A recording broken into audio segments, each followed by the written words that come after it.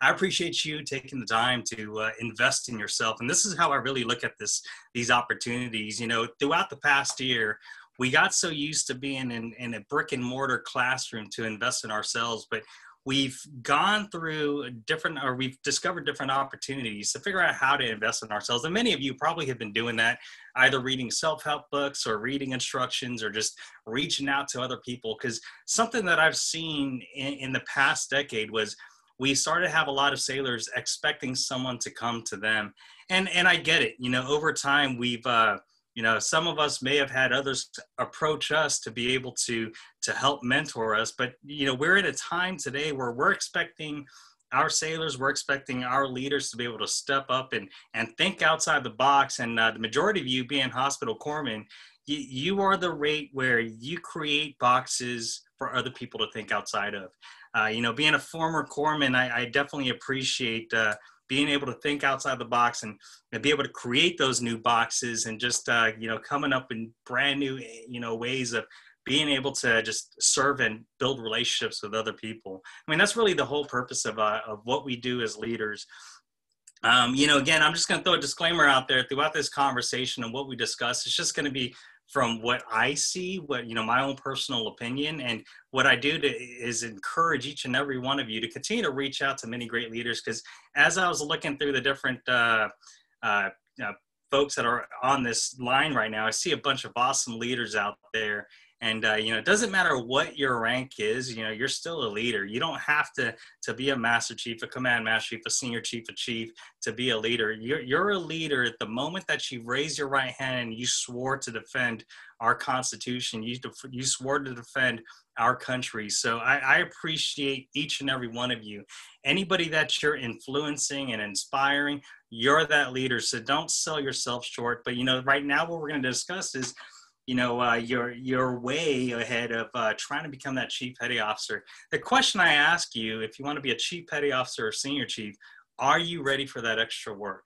Is it something that you want to do that's, you know, understanding that, you know, you don't receive all the accolades. You're gonna get the credit for when bad things tend to happen. That's really what it is. You know, you get blamed for all the bad things, but at the same time, when you see all the good things happen, when you see everybody that you within your sphere of influence and those that you're able to inspire and help encourage, seeing those individuals become successful, that's really where the true meaning is. So just a quick story. Back in 2007, May 10th, 2007, I was an instructor of a Naval Hospital Corpsman A School and got NJP that day, May 10th, 2007. I was a first class petty officer and my EAOS was coming on up.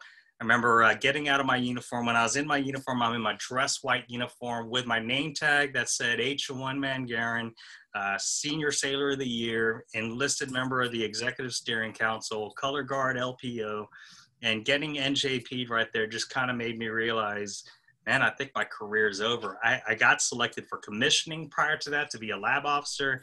And, you know, I just saw myself kind of ending my career. And September 2007 was going to be my EAOS.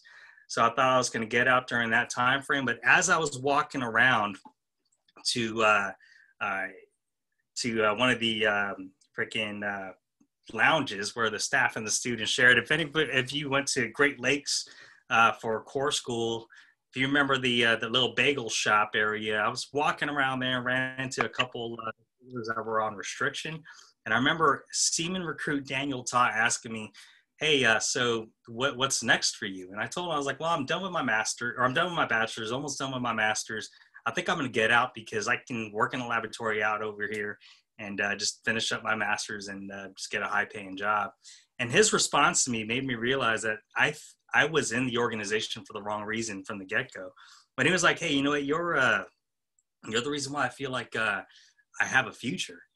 And that kind of reminded me that, yeah, my mind was like all about me. You know, to me at that moment, before May 10th, 2007, I was doing the Navy because of me. I wanted to be a chief petty officer because of me. I wanted to do everything because of me. Look at me.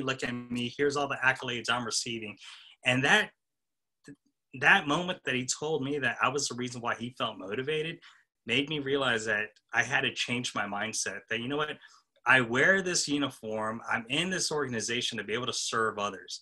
And from that point on, I'm like, I'm going to go ahead and re-enlist. And re-enlisted, ended up going to 1st Marine Division, picking up chief at 1st Marine Division, and then leaving 1st Marine Division to go to Balboa, went back to division for a health services augmented program deployment, returned from deployment as a senior chief, and then left Balboa, went to USS San Diego, got picked up for the command senior chief program, but before I could even check on board to my new ship, picked up hospital corpsman master chief, and then started doing my command master chief tours. But really, when I go back to it all, it's, everything I do, even though it's much harder work, it's because I just want to serve others.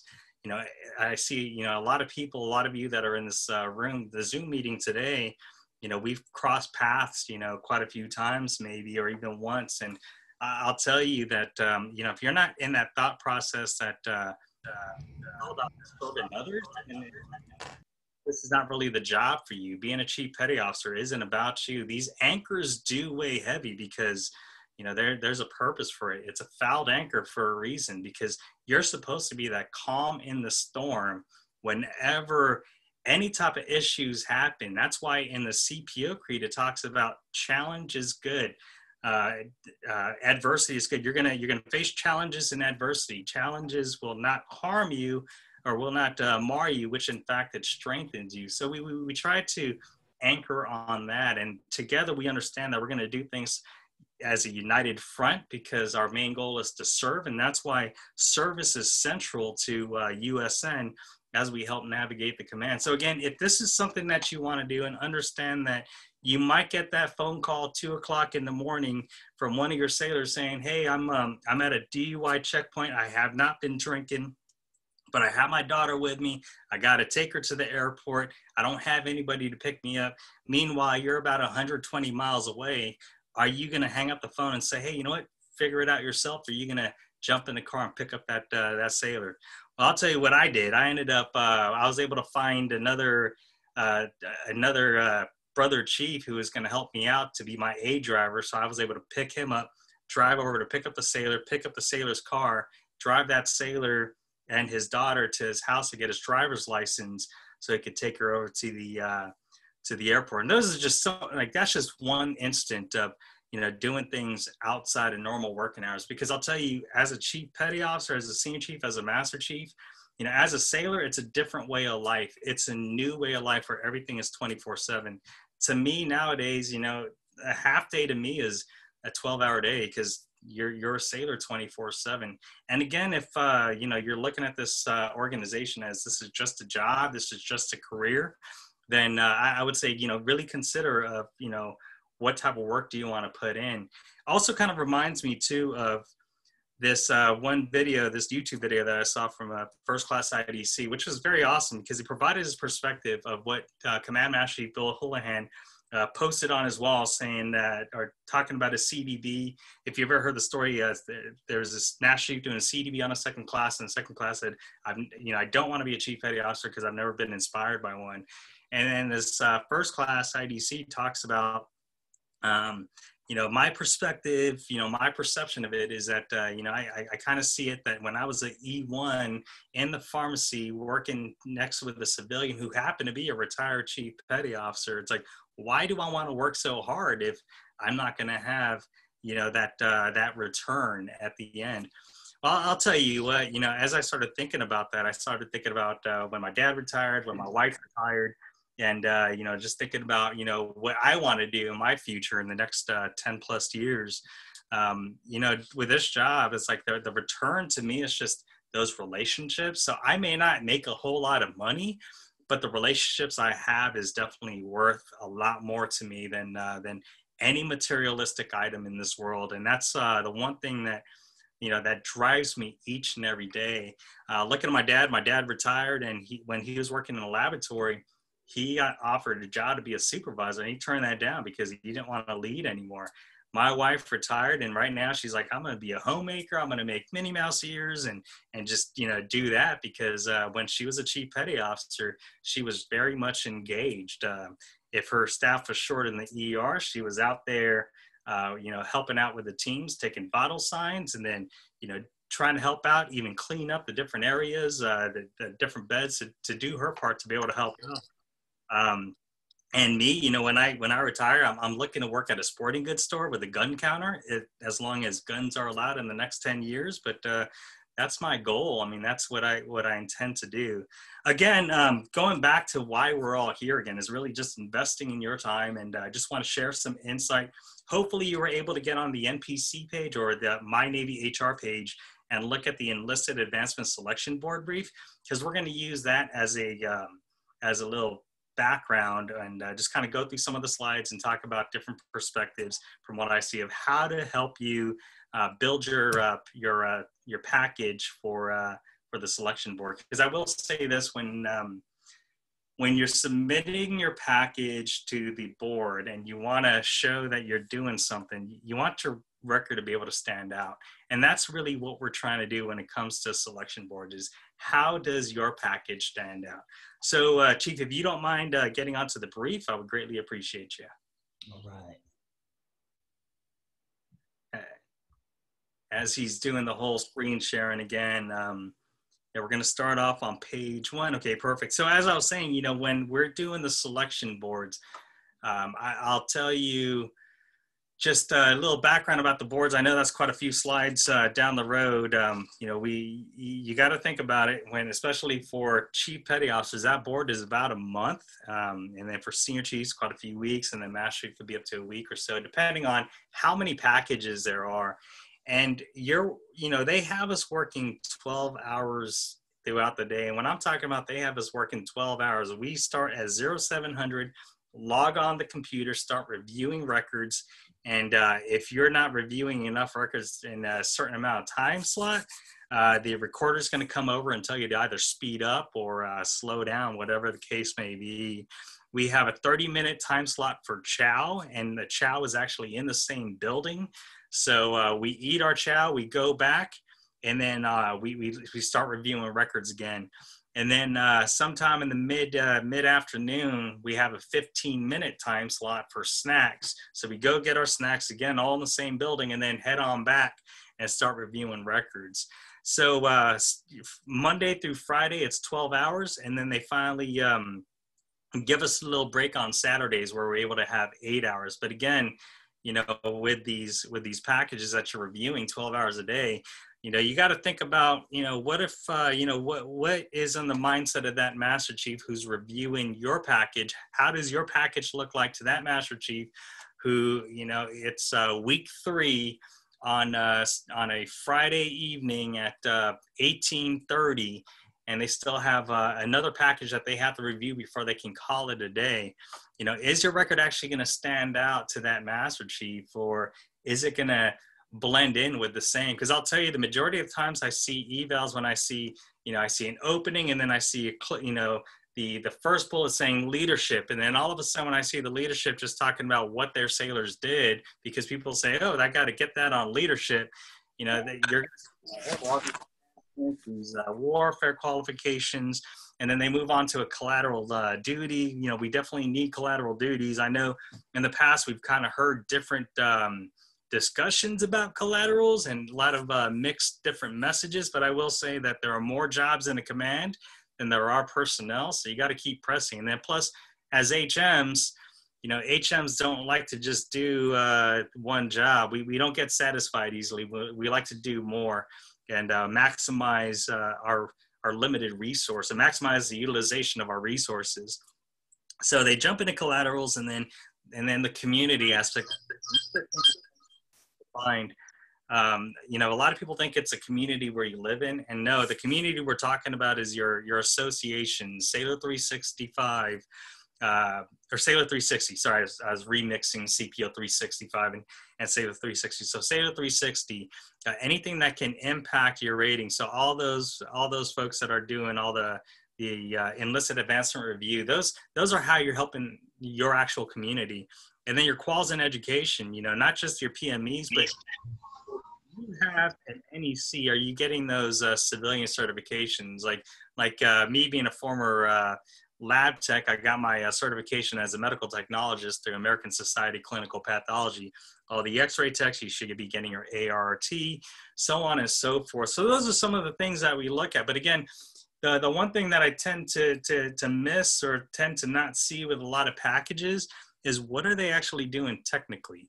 So the only ones that I tend to see with packages going up for chief, senior chief, and master chief are usually the IDCs, or sometimes, yeah, usually it's the IDCs and the PMTs. Those are usually the main ones that I tend to see that put in a lot of technical expertise when it comes to medical. So we definitely have to make sure that we're talking about that. So that's, it's like, yeah, you're looking at your evals from the past, you can't change it, but if there's something that somebody's reviewing your package and they're questioning it, I would encourage you to use the opportunity on your letter to the board to be able to explain those things. Like if you're getting your record reviewed by somebody and you have to explain it verbatim to them, then that's a good indication that you should probably be putting that down in your letter to the board. All right, so again, we're going to be talking about the advancement selection boards. Next slide, please. Going on to the topics of discussions. I'm going to pass over eligibility, but we're going to be talking about the stuff that's available for review, what's not available for review, communicating with the board, pre-board membership, convening order, and we're going to talk about the precept, and then we're going to just close up from there and then open up for Q&A. So going on to page 7, please, or slide 7.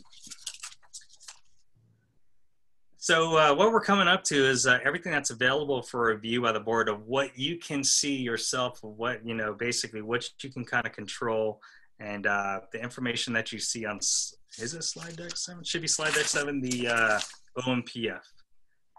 Is it? There it is. So everything in your OMPF, that's what we're going to be reviewing. And if it's not in your OMPF, then that's a good indication that you need to submit that. I know you'll hear people say, I'll actually tell people, if you want something that's important to you to be seen, you want it indicated 3 times. However, I am not saying submit that important certificate 3 times or submit that evaluation 3 times. What I'm saying is, there's a way to talk about 3 or more times, and that's through your letter to the board and so on. So again, if it's not in your own PF, then it's going to be a document that you're going to want to send. And the stuff that's in your own PF that's missing from there, the main thing that we want to see, if it's missing from your own PF, or your evals and awards, and any other type of pertinent certification that's for, that helps you do your job better for the command, for the Navy. So the next thing, next page, please. So what's not available for review is when you look at your ESR, like when you go on NSIPs and you're looking at your educational service record portion of the data, like all those qualifications and classes on NSIPs, that's not going to be seen. Everything on fleet temps or electronic training jacket, that's not seen. Again, everything that's in your OMPF, and if you get on BOL and look at the performance summary record and the evaluation summary record, those are the only things that we see. But everything on fleet temps, electronic training jacket, your educational service record, that's not going to be seen. I know you're probably asking yourself, why do we have all these systems if they're not going to be seen? I'm still trying to figure that out. I wish I could answer that. So, but I can't control that. So we're just going to continue to move on from that and understand if it's not in your own PF, that's something that you're going to see. Next page, next slide, please. So all the way that you're going to be able to communicate with the board, because it's not in your own PF, is, I want you all to make sure that you're referring to the proper nav admin. For those that are going up for Chief Petty Officer, that's going to be nav admin 050/21. And, I definitely want you to pay attention to that, because when you're looking at the slide deck, again, the slide deck was developed in 2018. There have been some updates to what the process is. So that's why you always want to refer to the nav admin. Some ways to submit your board is either doing the electronic submission of selection board documents, or the ESSBD through MyNavyHR, or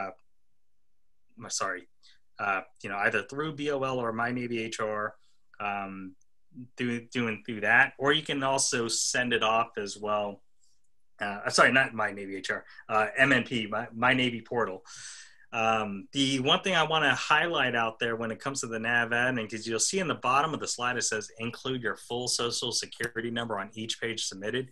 The nav admin actually states include the candidate's full name and the 10-digit DoD identification number. So the reason why you want to make sure you're putting your full name and your DoD identification number, because if your name is John Smith, there's probably a whole bunch of people with that same name. So want to make sure that those records are actually falling into your own career record. Some of you may even have other people's awards in your own PF, and that's how you can also communicate to the board saying that isn't yours. So again, make sure you're referring to the nav admin. And one thing that I would also add on to the letter to the board is adding a career summary. You will hear a lot of mixed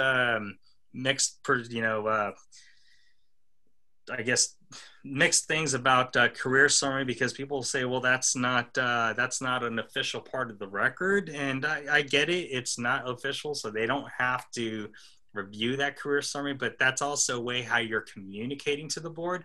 And the way I look at the career summary is that the career summary is basically a broken down letter to the board of how it helps people navigate through your career. I look at the career summary as a form of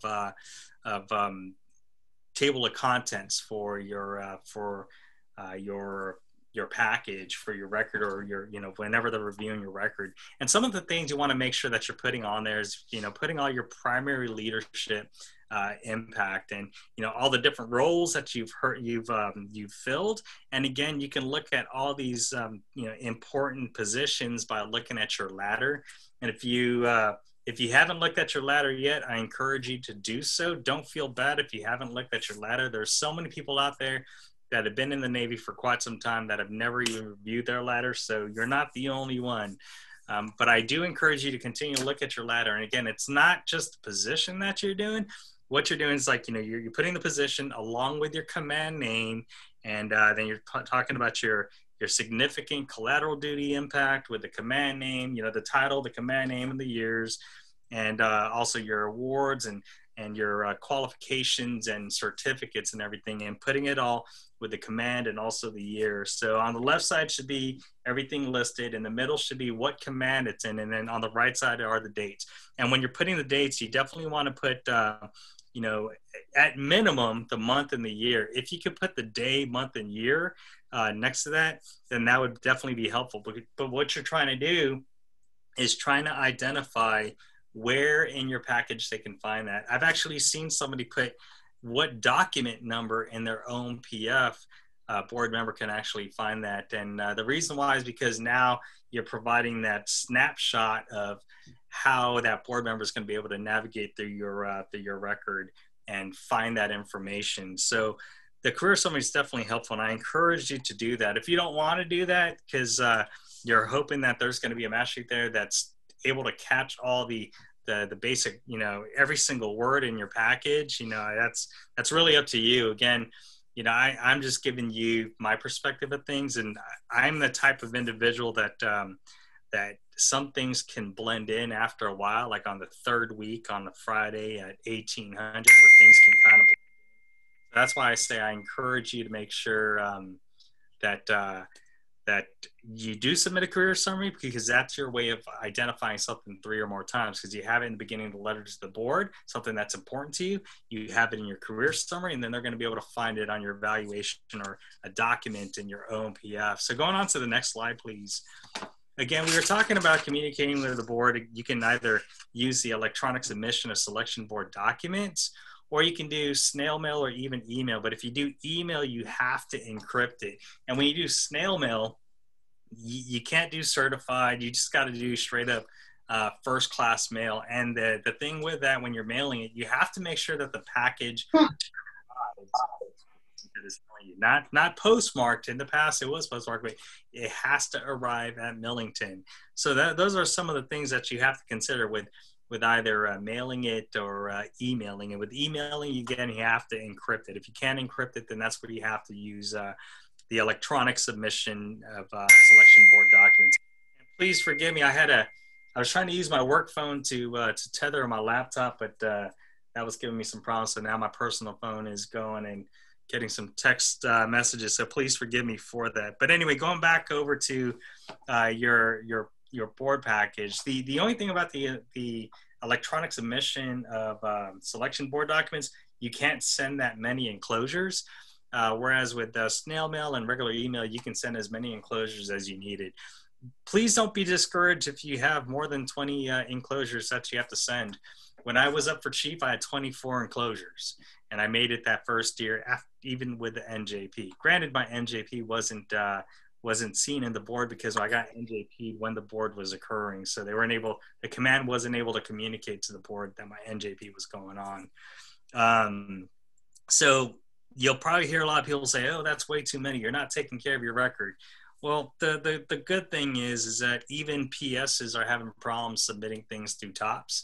So if the PSs are having things or issues submitting things through TOPS to update other records, then we can also assume that you're going to have issues too. I thought I had it all down packed, but I still have 2 awards that I've submitted to be inputted into my record, and had a YN submitted, a PS submitted. I tried to submit it 3 times and it's still not showing up, and it's been 6 years. So please don't feel bad if you can't get everything into your own PF. And that's the reason why we sent a letter to the board. So going on to the next slide, talking about the board real quick. Again, talked about, the board is a fair process. I remember listening to Chief McCauley's video from yesterday. He talked about, everything that happens, it's not perfect, but I'll tell you what, it may not be perfect, but it's fair.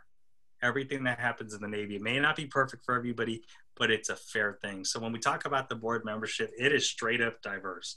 Like, the source ratings, you're going to have somebody outside of the corpsman rating that's going to be looking at your package. We have the different gender mix, the different communities. Just like when you look at the HM, FMF East Coast, West Coast, Seabees, surface, aviation, so on and so forth, and even the shore duty. And then based on, the number of members that you have is based on the number of eligibles. So some panels will have, larger number than some other panels, depending on what the number of eligible packages are. You have the different races, backgrounds, national origin, gender, religious preference, and they come from all over the Navy. So there's always somebody there in the room, in the board, that's going to be able to talk about specifics. And again, the way the board is divided up, it's divided up into panels, as you can see over there. So when it comes to medical, you're going to fall under the admin and supply. So again, you'll have that YN, that PS, that Master at Arms, that musician, that LS, CS, RS. They're going to be reviewing the HM packages too. So when you're considering your future evals, try to standardize your abbreviations, and try to ask somebody outside of the community if they can understand abbreviation. Because some things that you have to consider is that, like, especially like in the FMF, there are so many different abbreviations and acronyms that have that other people outside the FMF would not even understand. Even in division, there's so many different acronyms that someone from MLG or the wing doesn't even understand. So you have to be careful when you're using acronyms. Going on to the next slide, please. Moving on from the membership, we're going to talk about, ooh, man, did I just go? No, never mind. We're at the right place. Yeah, next slide, please. So moving from the membership, we're going to talk about the precept and the convening orders. That information can be found over on the My Navy HR page over the Enlisted selection board. So going on to the next slide. And that's where you can find those. I'll tell you, if you never had the opportunity, or if you had the opportunity to look at each of those 4 precepts and those convening orders, they're pretty much word for word. So if you're not reading them now, you're not helping yourself out. So I encourage you to please read that now, especially as you continue to work on your evals, because you should try to write your evals based on how the precept and the convening orders are are written. And more specifically, looking at the convening order, because when you look at the convening order, it talks about what we're looking for. So going on to the next slide, we'll back up and talk about the precept real quick. So this is what the guidance that the precept that it really provides, and the precept, just kind of talks about all these things that are listed about the membership guidance, some feedback for boards, and what they do start talking about. They start talking about your marital independency status. A lot of people will have different different things about that. It doesn't matter whether you're married or or you have dependents. It's not going to prevent you or give you a much better opportunity. That's not it. But talk about the different area tours. Kind of look at either being forward deployed FDNF, forward deployed naval forces overseas, or being isolated duties. So kind of looking at that information. But the bottom line, when you look at all this information, with the precept, it's really just trying to tie in that that we want to ensure the integrity of the board process. Going on to the next slide, please. And everything for the record review, it's everything that's in your official military personnel file, your performance summary record, and whatever letter to the boards that you provide. And also understand with the history of assignments, we get that. We totally understand that, especially for the HM rating, because specifically in the HM ladder, it talks about that HM is a shore-centric rate. So don't think that just because you couldn't get a ship or couldn't go sea duty that you're not going to have a shot. If you're nuke medtech, last that I checked, there's no nuke medtechs on a lot of the ships or even the FMF. So it doesn't mean that you're not going to pick up, because we do have chief petty officers that are nuke medtechs. If you're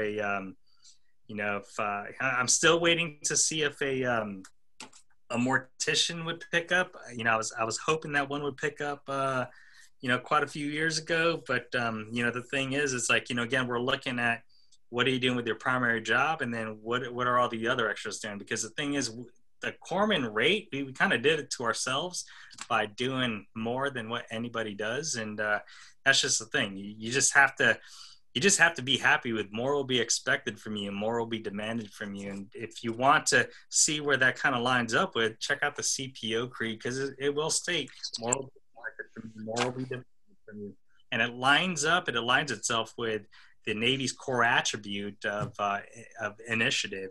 So anyway, going on to the next page, going on to precept and evals. Some things that you want to discuss are your evaluation gaps, and you can actually fix that. If it's a small gap, either via letter of extension, but if it's like a straight up huge gap where you're missing a couple of years worth or even a full year's worth, you got to be able to talk about that, and that's where you're going to use your letter to the board. Decline in performance, just because you have a decline in performance doesn't necessarily mean that you're out of the fight. So don't ever consider yourself out of the fight. Always keep pressing forward to that. And again, you might want to talk about that in your letter to the board as well. We do look at the reporting seniors cumulative average and, see how your evals fall into that. But again, doesn't necessarily mean just because you're below the RISCA means that you're not going to get selected, because there's still, an opportunity that when we're reviewing your entire record, that we're going to see the whole picture of you as a candidate, that you'd still be a prime candidate for chief petty officer, senior chief, or even master chief. We look at adverse information too, so I would discuss that in your letter to the board. But here's the thing with adverse information, because I told you I made chief. It took me 5 years to pick up senior chief because my significant problem eval did show up after I picked up chief.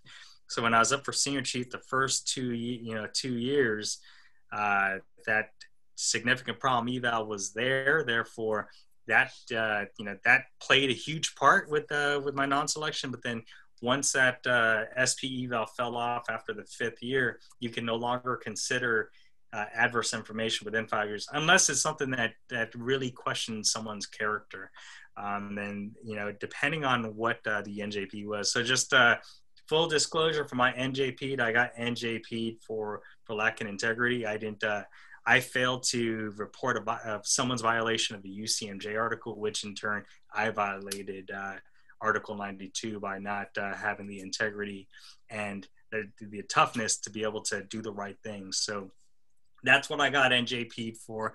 You probably heard some, bunch of different rumors out there, and again, those are just other rumors. And I was a liar. That's how I looked at it. I lacked integrity. So from that point on, I always wanted to show that I did have integrity, that I was always going to do the right thing at the right time. And that's something that we look at, that you're going to see when we talk about the convening order. So next slide, please. So you do have all these quotas that, or you have these quotas, but the problem is with these quotas, you don't have that many, or you have way too many, fully qualified candidates. So now especially when we're looking at the HM community, you're really trying to figure out who's the best fully qualified candidate, because I'll tell you what, it is eye-watering to see how many fully qualified candidates we have. And that's like straight up, the majority of the packages that we're seeing. And it sucks that you have to like bring it on down to, to the single percentages. Even if we could do 25%, that's still not enough from the amount of candidates we have, because we have a lot of talent out there. And I see each and every one of you, for the fact that you're logged on right now on a Friday afternoon, and if you're in the East Coast, it's 15-17 for you all. You're investing in yourself.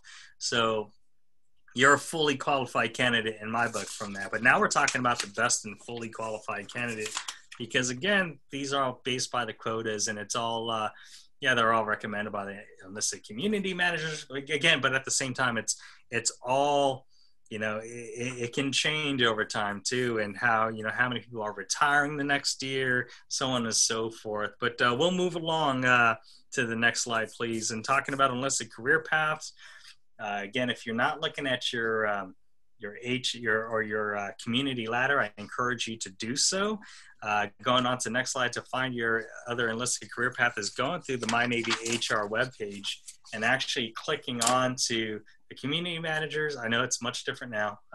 Please forgive these slides. I don't have the ability to change these slides, but you want to look at the community managers and then click on what panel you actually fall in. Majority of you would fall under the medical side. So next slide, please. What we're going to be looking at is the admin slide, but then you'll see a different overview. I will say, looking at all these community managers, the HM community tends to do probably the best job with keeping everything up to date. And, being an HM, you're very lucky to have the amount of folks that are over at Millington to ensure that they're communicating as much as they can with you with the progression of the community. So I encourage you, if you have the opportunity, just reach out to the folks at Millington just to say thank you. A lot of times, every time they get hit up, they're always expecting for a follow-on, hey, I need help, bro or sis. But I just encourage you to reach out to them and say, hey, thank you for letting me know what I need to do to understand what the community, or what the health of our community is. All right, now we're going to skip on all the way to slide 25, reviewing a record.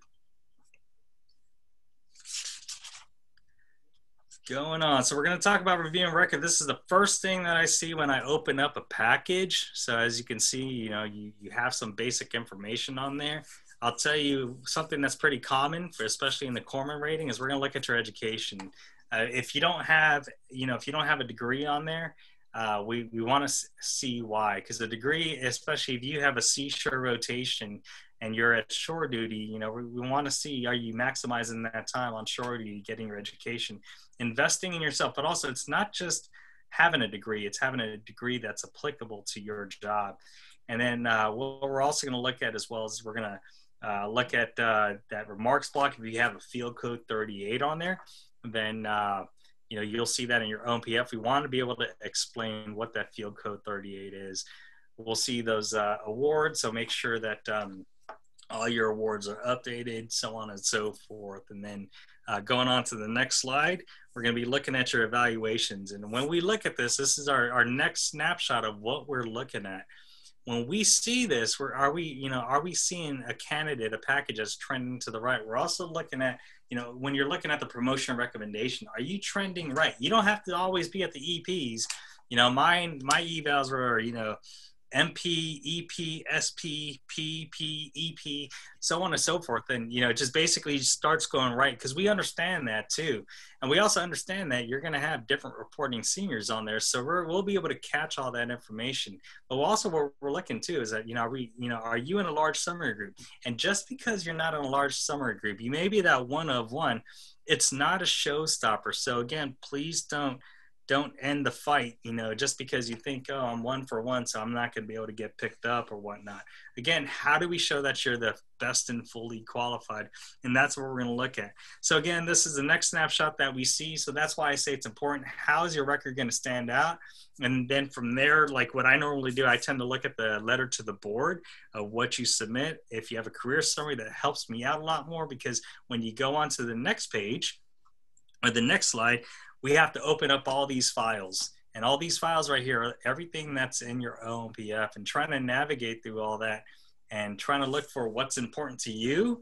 And what we're trying to look for can be pretty, could be pretty difficult to find all the little things that's helping you stand apart. You know, some things that I've been able to see with some packages of folks standing apart was an HM1 on a carrier who was a master helmsman. She had picked up chief this past year. When I saw that, when I was reviewing a record and I saw master helmsman on there, being a former shipboard CMC, that's huge. You can't do some evolutions unless you're a master helmsman. Reviewing another package, and there's a first class who's a tactical action officer on a carrier. That's huge too, because that's outside of medical. Every shipboard person's like, oh, well, I'm part of MTT, or I'm running MTT. Well, that's cool. So is every other corpsman. Are you part of DSET? Are you part of anti-terrorism, the anti-terrorism training team? Are you doing ATFP? So on and so forth. So again, you know, the whole fully qualified. We're looking at your qualifications, your experience, and your performance. We're also looking at, you know, your leadership, your technical expertise, managerial communication skills. And again, all this is in your convening order. If you're looking at the convening order, we're looking at integrity. Remember how I talked about how I had to talk about my own integrity, talk about professional and personal development of not just your subordinates, but also yourself, resourcefulness in assignments, and then also heritage. We're looking at that for you to be fully qualified. You're just like, wow, that's a lot of work that I have to do. Well, when we're looking at leadership, we're looking at sustained superior performance. As you remember, when we were looking at your ESR, your evaluation summary record, we're looking at those trends. But what we're also looking at too with that leadership, are you able to enhance your teamwork and individual performance? Are they zeroing on excellence? Are you leading in that technical job? Are you that subject matter expert? So I just saw a question over here. I get distracted like a little squirrel. Okay, so I got a question about going back to the block 38 at OMPF, meaning if there's a mass eval in block 35, how does that translate or appear in block 38? So if it's only in the evaluation and not in block 38 because your mass paperwork did not make it through to your record, I would still talk about that, but it's not something that's going to prevent the person from briefing your package. So field code 38, like that's normally the first thing you have to brief before anybody can actually talk about the package. So if you remember when we were looking at your PSR portion or looking thing with that remarks block that said field code 38, whenever we're briefing things, we have to be able to brief that first. But if your NJP wasn't submitted as court document or court summary, then we still have to brief it when we find it. But so that's where you want to talk about what that's all about in your letter to the board. But again, we can still close out your record without saying, hey, we looked at the block or field code 38 because there wasn't a field code 38. My package did not have a field code 38, so it's just the SP eval that was in my OMPF. Anyway, moving on. So great question, H1. Thank you. Going into zeroing on excellence or being a subject matter expert. And again, if you're a technician, make sure that you're doing the job. I'll tell you, when I was when I was a command master for Balboa, when I first got there before things started getting busy, I used to try to make it to the lab once a week for an hour or two and try to work in the laboratory because I had my ASCP and kind of made it legal for me to work, made it legal for me to work in the lab. It's just it's something that what I was also encouraged to see was some chief petty officers doing their tech jobs as well. So I encourage you too, if you can do something where you can have that patient care, definitely do it, because the IDCs are doing it, the SARP counselors are doing it, the PMTs are doing it. So you got to make sure that you're standing out there and showing that expertise. And if you're if you're an instructor, that's also showing that you're an expert. But if you're an instructor, the best way to show that you're an expert is how are your students doing? Are they just making it through, or are they getting getting all the high grades and having all those pennants and whatnot? So the zero on excellence, it's more of all the different quals achieved and advancement, retention. You may be leading 50 people, but if they're all getting out of the Navy and all delinquent in their quals, that doesn't mean you're an effective leader. That means you have to figure out what's going on. Are you being a transactional leader with them, or are you being a transformational leader? So that's something I want you to consider. What type of leader are you? Are you transactional or are you transformational? Because we're going to be able to see that in your eval.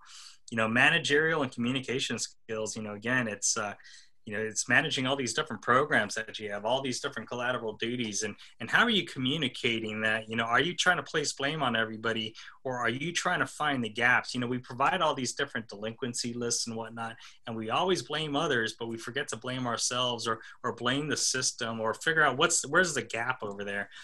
Just because we have bad information that we're receiving, we have to understand that we have a part to be able to fix that and close in on the gaps with that. So again, understanding the whole fully qualified and the best fully qualified, it's showing that you can lead in the technical job, and that can be shown via inspections. That can be shown during surveys, like if you're on a ship, in-serve, if you're at the hospital doing joint commission, med IG, if you're over in the FMF, those CGIPs, those are ways to show how you're that expert. Are you involved with the TCCC if you're in division doing the Valkyrie program? How many folks do you have, or how many Marines do you have qualified as combat lifesavers? Are you thinking outside the box to be able to try to help others? Don't think that just because your job 8 hours is preventing you from doing collateral duties.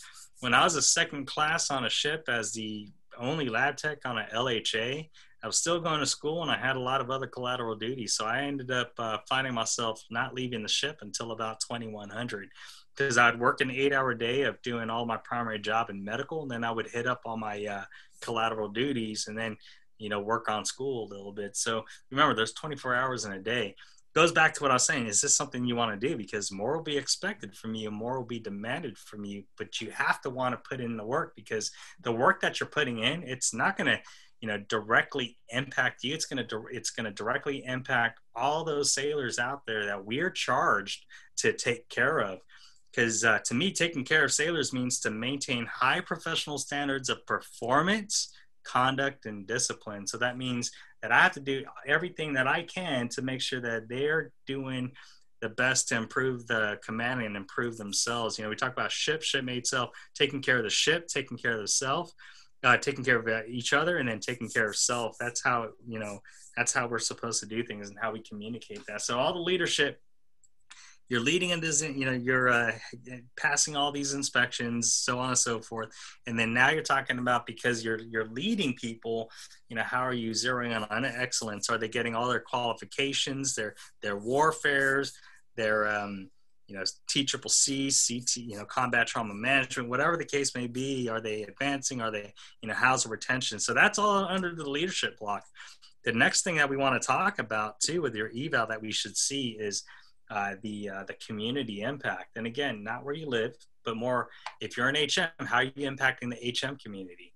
Are you involved with Sailor 360? Are you involved with your peers? Are you leading your peers? Because if you're in the association, the First Class Petty Officer Association, the Staff NCO Association, the Chief Petty Officer Association, are you leading there? A lot of times people think that they have to have a position to lead.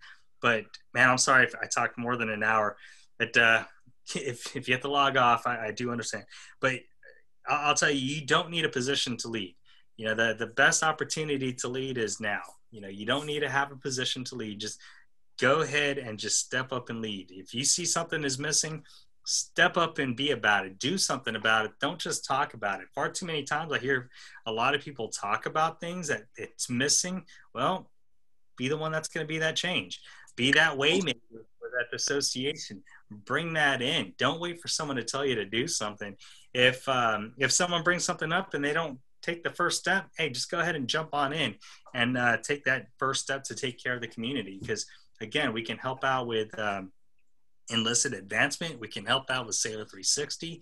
You know, Sailor 360's every day. So make sure that we're taking care of each other, taking care of that community. So that's a community impact. And again, we talked about, for the next block I want to look at is collateral duty impact. You know, you're not going to get those top command collaterals until you start to show that you have the integrity, you have the initiative, and you have the accountability of those small collateral duties. So you got to kind of earn your way up. A lot of people think they join a command and like, oh, I need to get this collateral duty. They start setting their expectations extremely high. We can actually close out of the slide deck. So appreciate you, Chief. So we're looking at all these high level collateral duties without understanding that we still need to earn our way. You know, the way I started off, when I was a chief petty officer in division, we needed somebody to just do, I was a mess caterer. So I'm like, all right, I'm going to do the best thing I can to be a mess caterer by providing all the best food that I can. And because everybody's in division, they want all these nice food. I'm going to make sure I bring fruits and power bars and Gatorade and water. So we're good. And then from there, it's like, hey, we got this other job going on with this ceremony. Can you take care of it? I'm like, sure. Have you ever done it before? Nope, but I'm going to try to figure it out. Going on, it's like, hey, we're getting rid of nav lead, and found out that one of my buddies found out that nav lead was running some petty officer select leadership the trainer facilitator courses. I'm like, cool, let's go ahead and do that. Well, he had talked about like bringing POSLIC throughout Camp Pendleton. And, he's just talking. I'm like, you know what, I'm going to go ahead and start making these moves and everything. So I reached out to all the other chiefs throughout the other major subordinate commands and started getting people who would want to volunteer to be instructors, train them all up. And then from there, got some buildings locked on, got times locked on, and even had the agenda all put out for what the classes were going to be taught. And we opened up with Petty Officer Third Class Select Leadership course and Petty Officer First Class Select Leadership course. And then afterwards brought that in and then presented it to the Command Master Chiefs from each MSC saying, I have all this set up. If you want to find somebody to chair, you can, but I'd prefer to continue on with it. And they let me keep the job. So I was able to move on with that. Being a CMDCM, enrolled myself in the class and then told the Command Master Chief, hey, this is an opening. We don't have anybody else qualified, but I did go through the class. Can you, I'd like to submit my name for it to take it because I already have the class and I'm qualified. And I'm like, oh, okay. Don't wait for someone to ask you, just if you see a gap, just go ahead and fill it in. And then those calls in education, that fourth thing we want to look at, want to make sure that, with the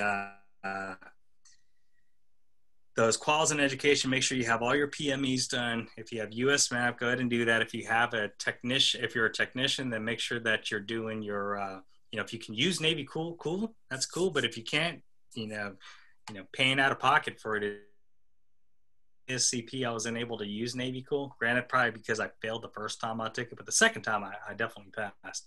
Now I'm going to go on to some questions that I'm seeing real quick. So some of the questions I'm seeing, how does being in a specific location more than one student? Okay, so if you're in a specific location, like me, I've pretty much been an I-5 sailor other than Great Lakes because my 12-year-old was an EFMP Category 5 for quite some time. It took 7 years of his life for them to finally determine a diagnosis for him. So being EFMP, being spouse colo kept me in San Diego, Camp Pendleton. So that's something that you want to make sure that you're putting into your letter to the board saying, due to family member or due to being enrolled in EFMP or colo, my tours have kept me in this geographical location. And then if you have your bachelor's degree and you just got it, in July, because when is the package due? Again, packages due. Got to forgive me. So you have to have everything submitted by the 26th of July. So let's say you get your bachelor's degree. Usually if you have the letter of matriculate from the school, you can submit that. That's one way to submit it to the board, or even the letter of completion. Usually you should be able to reach out to your school to get that. But other than that, kind of talk about what we should see in an eval, what the board sees. We talked about, how do you kind of break out from being just a fully qualified to the best fully qualified, and also talked about, don't be discouraged because you're one of one. Don't be discouraged if you've been passed over a few times. Don't be discouraged, if it wasn't your year. You just got to keep pressing forward. That's something that we continuously look at. So with that, I'm gonna shut my mouth and stand by for your questions. All right, hey, listen, everyone, before we do the questions, to make it easier so everybody's not jumping in at one time, there's a little raise your hand icon. Just click the little raise your hand button, and then that way I'll call on your name and you can come in and ask the question. Preferably audio and video, but you can put it in the chat too.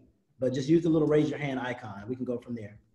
But we do have a question in the chat from Shipmate Parker. Being in student status on an LCS pre-com, what ways can we branch out to make impact if we do not have a CO yet, besides getting crew certified, but no designation for collaterals?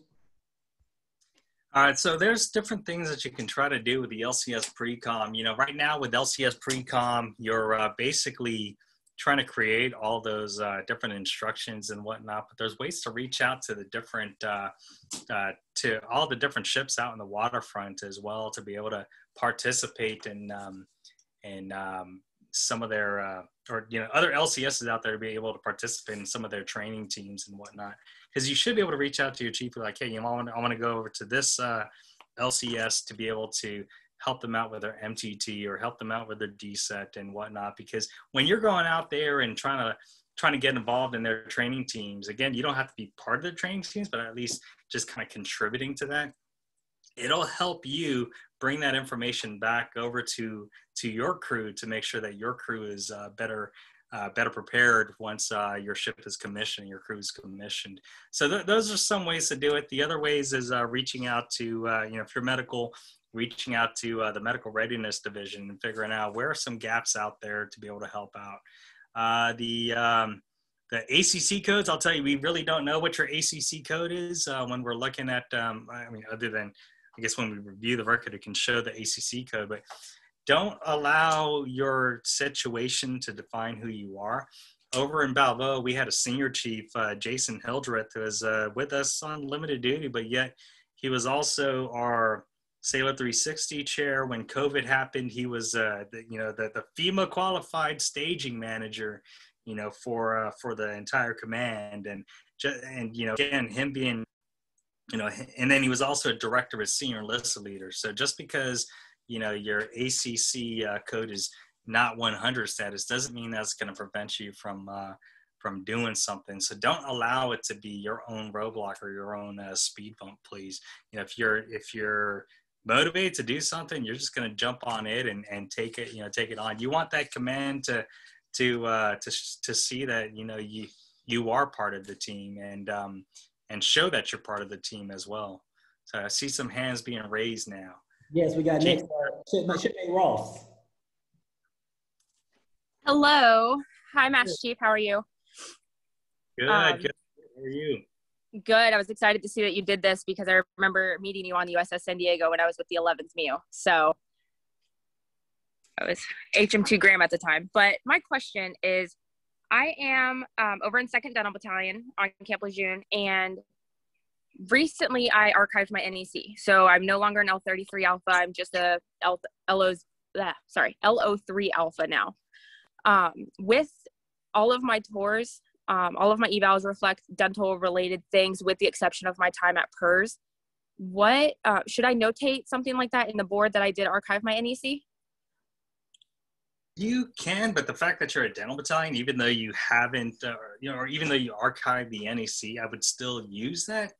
Use your prior knowledge as a dental tech to be able to impact the dental battalion. Because some things that I've seen that really negatively impacts other folks that were prior dental techs is that they're not engaged and involved. And I would definitely say that get yourself involved and engaged.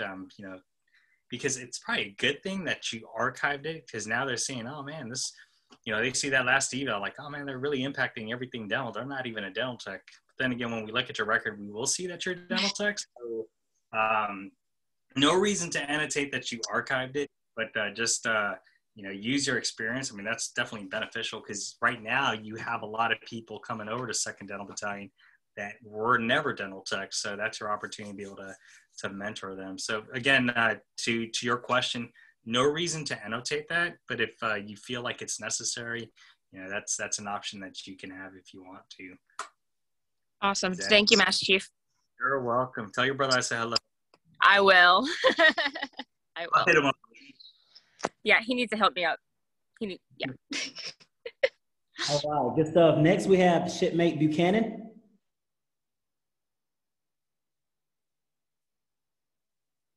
Okay. Yeah, thanks. How's it going there, Command Master Chief? Thanks for having us. Chief Gatika here. Alongside of me, I got H1 Gordy, H1 Buchanan. The question we have is just we're here at Bridgeport, California. We're in a remote location. So being in a remote location where we have I'm like the only chief down here. We have another chief at the clinic down here, and the 2 H1s are the only H1s here within our installation. How do you suggest, or what are suggestions we can do to capture the Sailor 360 and capture these criteria to make sure that they're engaging and meeting, so that when their evals do go up before the board, that they're able to reflect this? So the good thing is you have Marines out there, and you have different units that are going back and forth throughout the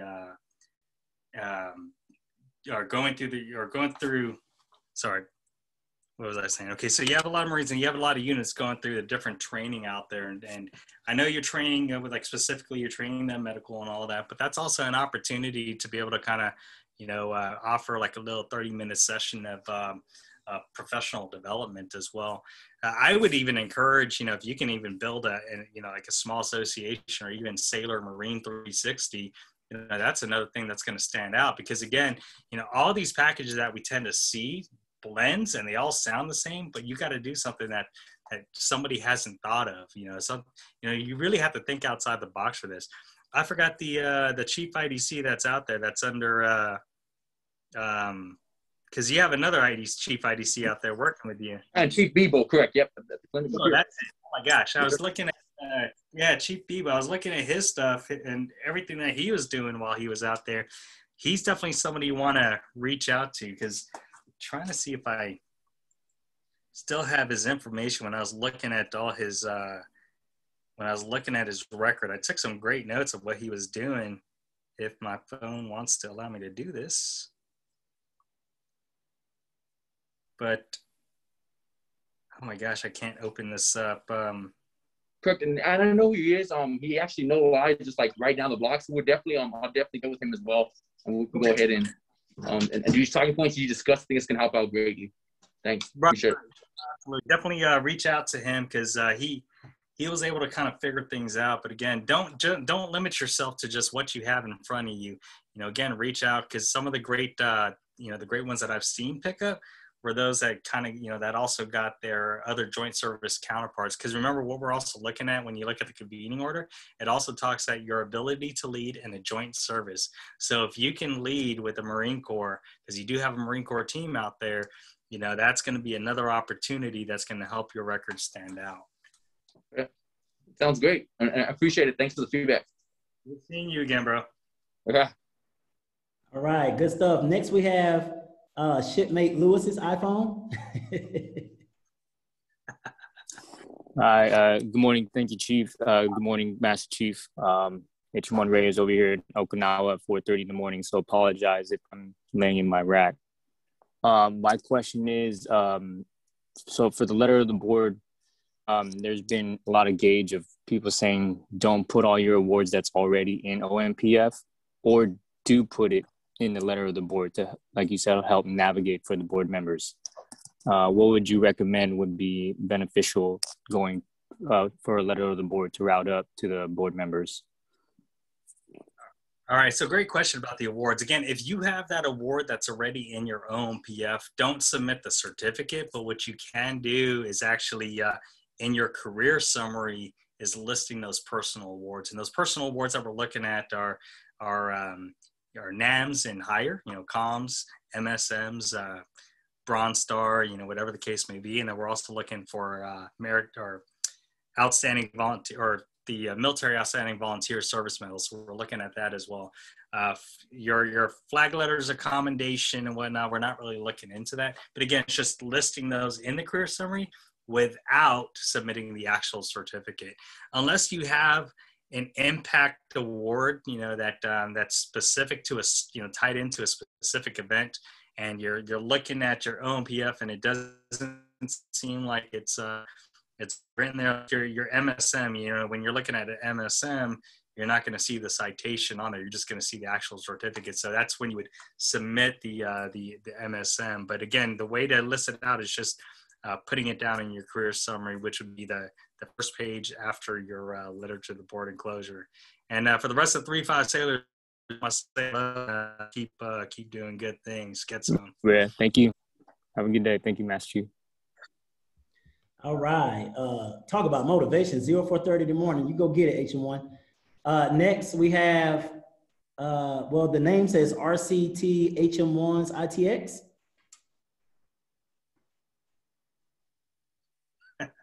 Yes. Are you able to hear me? No. Yes, we can. No. Vaguely. How's it going? This is HM1 Ruiz over here at Camp Wilson. Master Chief, we had a quick question about warfare qualifications, specifically FMF.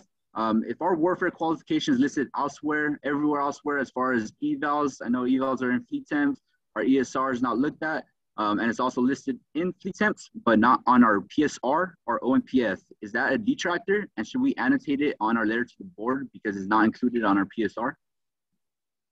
So with your case, if it's in your evaluation, you don't necessarily have to worry about putting it on there. But again, unless you requalled, recently, you don't need to worry about putting any of those warfare devices on there because they'll see those warfare devices on the evaluations.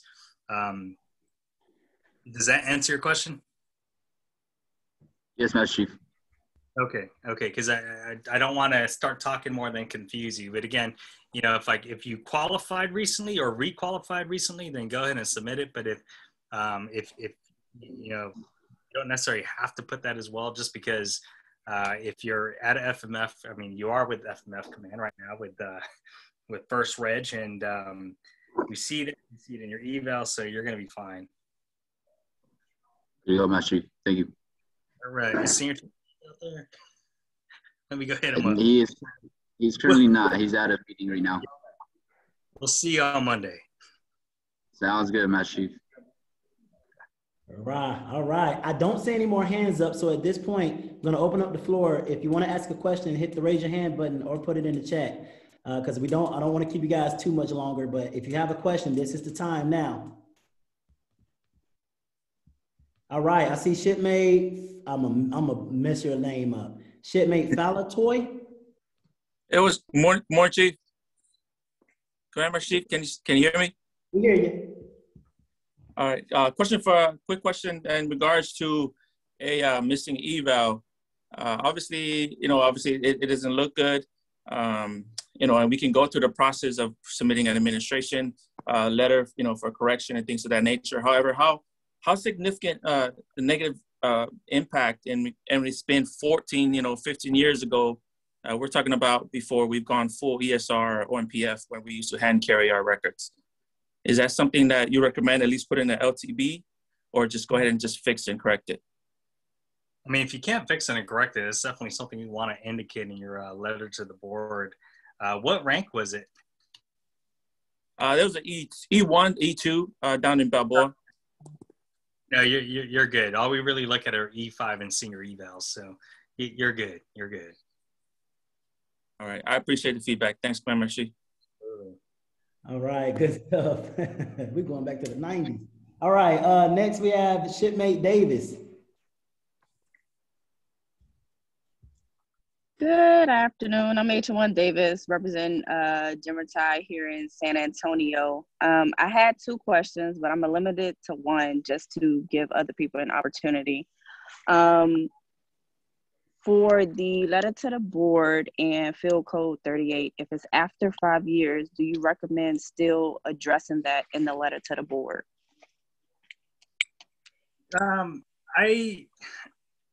You can. It all depends on what that field code 38 is. I definitely would, just to show that I'm being full disclosure, showing that I have integrity now. Especially if there's an integrity violation, I would definitely put it on there, because if you don't talk about it, then now they're going to be like, well, they're kind of hiding why they had their field code 38. So what else were they going to hide? But if you put it all out there, you let them know. It's like, hey, at least you're telling the board members, like, well, they have the courage to be able to, tell us why they got that field code 38. So I'm going to respect this package right here, and give it an honest look. So I would recommend putting it out there just for having that full disclosure. Other people may say, don't worry about it because it was over 5 years ago. But again, as I said, full disclosure in the beginning, this is just, from me, just me, not what everybody else thinks. So, what I would say is definitely, explain in your letters to the board about that field code 38. Copy. Thank you. You're welcome. Awesome. And then we have a Shipmate Stetson's iPhone. Hey, this one actually for you, Chief. Will we be able to review this recording after it's done? I came in a little late, but I definitely want to get all the information. We'll talk about that. We'll talk about that when it's over. Roger that. It's recorded, Shipmate. You're good. All right, good stuff. All right, so we got some questions in the chat, Master Chief. For one of my sales, my awards are all in BOL, uploaded to the new location for awards. But when I check my PSR, they are not in there. Should I include them? So when you're looking at BOL, if they're in your OMPF, what I would do, and you're seeing your certificates in your OMPF and BOL, what I would do is just list that down in your career summary and putting down the dates, just so if you do have the document number on OMPF, I would put that document number down, but you won't have to send those you do not have to resend those certificates if it's in your OMPF. The thing is with BOL, OMPF, and the PSR, they don't always talk with each other, so you're not going to see that alignment with that. Hopefully that answers your question. Then going into FMF quals, does recall with different platforms reflect positively? Absolutely. Just like with surface warfare, if you're getting your surface on an LPD, at LHD, at LHA, and LSD, definitely shows that you're not just saying, okay, I had the qual, now I don't have to do it, because you're showing, well, one, it's required to get the FMF or get these requals. So, but at the same time too, if you're in a platform that doesn't require it and you do get it, it's showing that you're going above and beyond. Overlapping dates on evals from gaining and detaching command, definitely need to submit. If you look at the evaluation manual, helps you, provides you direction to how to take care of that. So I would also, submit that into your letter to the board, talking about the letter that you're going to send over to PERS that's going to correct your eval. Courses as clinic management and LPO courses more than 5 years. All those management courses, if it's in your, for Mr. Jason Berry, if that's in your OMPF, like if you've had your old page 4 submitted or your 881, 882 submitted and into your OMPF, and you can see that, hopefully I'm not losing, I'm seeing internet, then you don't need to submit that. But what I would do is actually put it down in your career summary that you have those courses down and where they can find it within your OMPF. If it's not in your OMPF, go ahead and throw that in there, because again, as I said, we look at your entire career, your entire record, all the way up to the E5 level. Let's see, extended. So being extended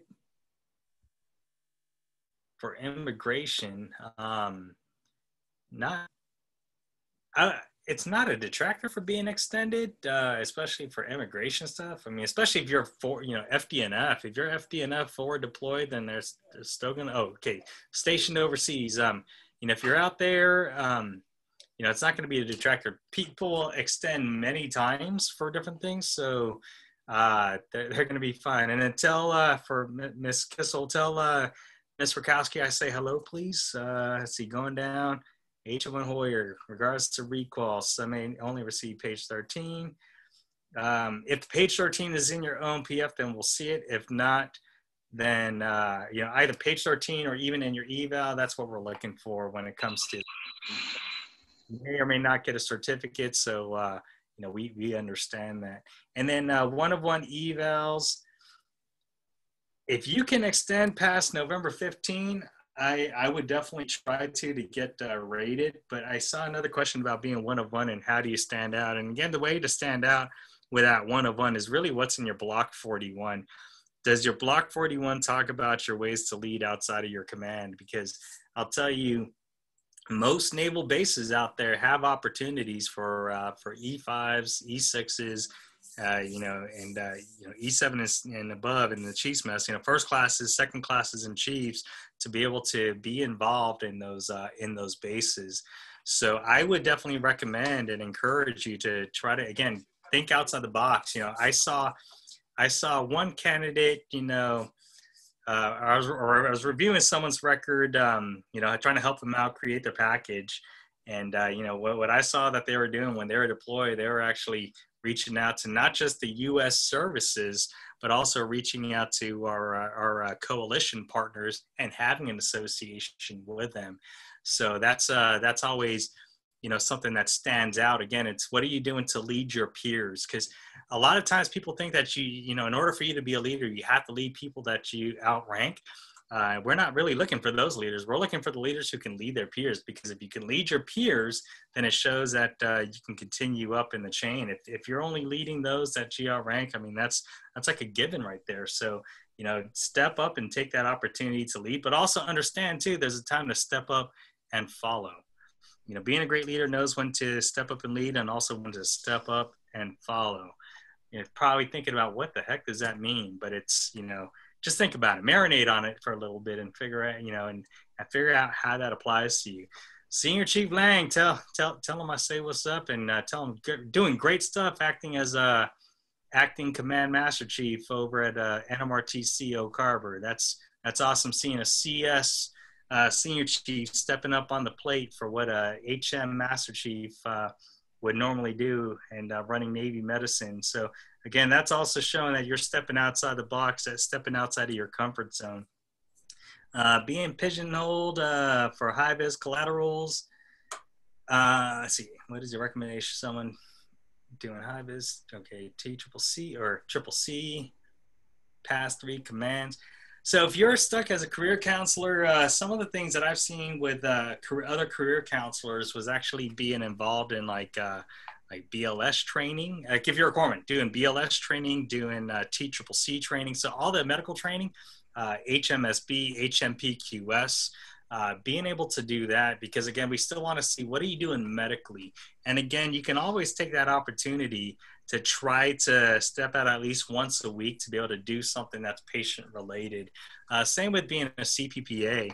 Again, yes, you're doing all these admin jobs, which is part of HM rating. People forget that when you're looking at the HM manual, it tells you, you got to know supply, you got to know admin, you got to know career development, but also we have to know that medical side. And again, there are those opportunities to be able to step out and, do medical, show that you're a subject medical expert or subject matter expert in medical by doing different trainings or even being part of different inspections and whatnot. And again, if you're at a hospital, be part of the Joint Commission team, Joint Commission Med-IG. 3 evaluations in a 6-month period. Wow, 6. Oh, 2 detaching and 1 regular eval. I would definitely address the 3 evaluations. So, because, I'm questioning that. So I would definitely put that in the letter to the board of why you have the 3 evaluations in the 6-month period. PMT, doing both, tracking. Okay, cool. Era, Blue Diamond. I didn't see you today, Senior Chief Bush. I'm just like reading through the chat. So you guys have to forgive me if I'm like trying to figure out and navigate all this technical stuff. I am not technically savvy. I am at the right place at Division because I usually just need my notebook and pencil. Not even a pen, pencil. Sometimes a crayon too. Well, I will say, Master Chief, before we get ready to close out, because we've hit the the hour and a half mark, or almost hour and 30 minutes, maybe. I'm not sure, but we started 14:30, so about an hour and 30 minutes. And I do want to get people back to either their jobs or their families since it's a Friday. What we're gonna do is we're gonna do some closing remarks from Master Chief.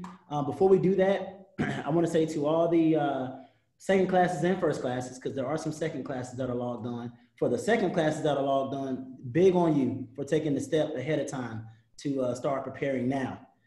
For the first classes that are logged on, again, big on you as well. Make sure that you are familiar, as Master Chief said, with the convening order.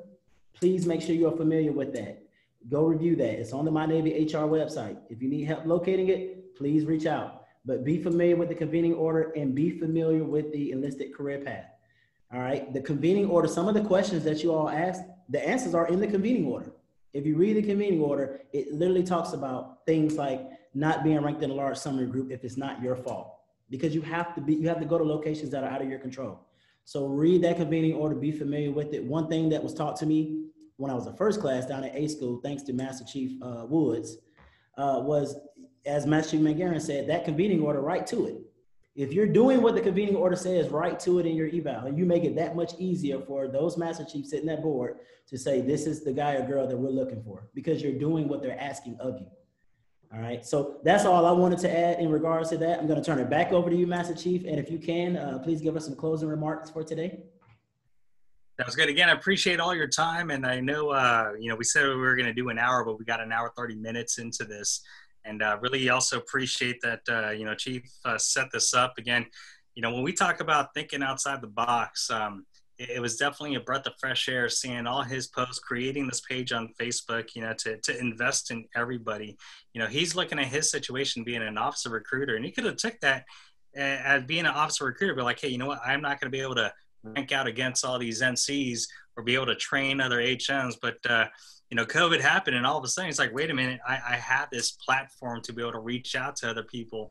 And he did. You've seen so many different discussions going on, so many people coming into the mentorship mentorship page, and just growing and investing in each other. Because again, it goes back to our whole purposes in life, and our whole purposes as sailors and leaders, and it's to serve and build relationships. And this is exactly how we're doing.